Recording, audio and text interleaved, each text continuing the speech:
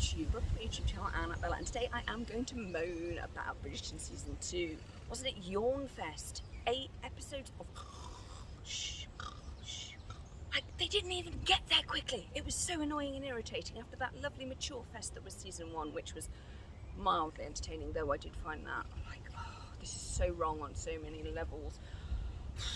The only thing good about Bridgerton Season 2 was the relationship between Queen Charlotte, and King George. That was the only good thing. And the lovely Sharma sisters. We could have had lovely flashbacks to India and seen how life was there, but no. We get the boring American Bridgertons in the UK being non-English, and Anthony saying you can't marry people that are eccentric, which is ridiculous because he lives in England and England is full of eccentric people. It was just face-palmingly bad. Even though the premise for Bridgerton is so good and so exciting, the only thing getting me through was finding out that Pen is Lady Whistledown. I mean, I know that, but that was the only thing. And even poor Eloise is just going to be trodden on, and she's just no Jane Austen. It's terrible. I'm like giving it minus points for how bad it was. Unpopular, I know, but also completely inaccurate. Who would drink a lemonade? Here, have lemonade with cholera and typhoid water in it. They wouldn't be giving anybody lemonade, they'd be giving them wine. Because the thing is the wine and the beer and the ale are all safe to drink because they've been fermented. Yes, hence no bacteria. That's why people were drinking alcohol, not because they needed to, but it actually prevented them from getting cholera and typhoid and dying, or tuberculosis, or any of the other unimaginable evil diseases that were out there. Trust me, they wouldn't even stay in London for very long. 2 months minimum, and then you'd bog off because it was terrible. There was poo in the middle of the road. You just wouldn't live there. You'd have your club like White's, and you'd stay there, and then you'd go home at night because it was safer. Shocking, I know. It really was. People would not stay in London for very long because you'd get burgled.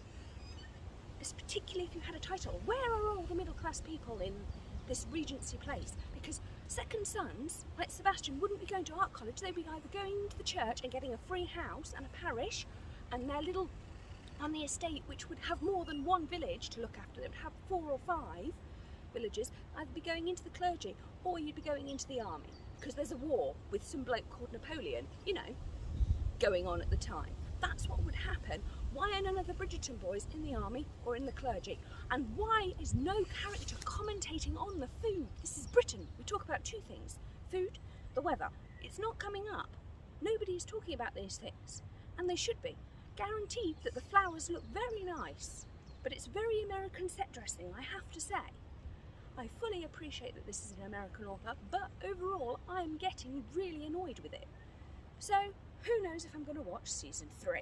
Oh, I'm sucked in now. I'm so annoyed with it. It was so boring. I was like huffing and puffing between Anthony and Kate. Huff, puff, huff, puff. Are we going to get there yet? So with that, I'm not giving it any stars. I found it boring, historically inaccurate. I actually like the premise, you know, with people of different skin tones hanging out in Regency London. That's not the problem. Queen Charlotte is actually being portrayed very accurately, so is King George. I'm really excited for the Queen Charlotte Bridgerton side story because I think that that's going to be more accurate than the whole thing.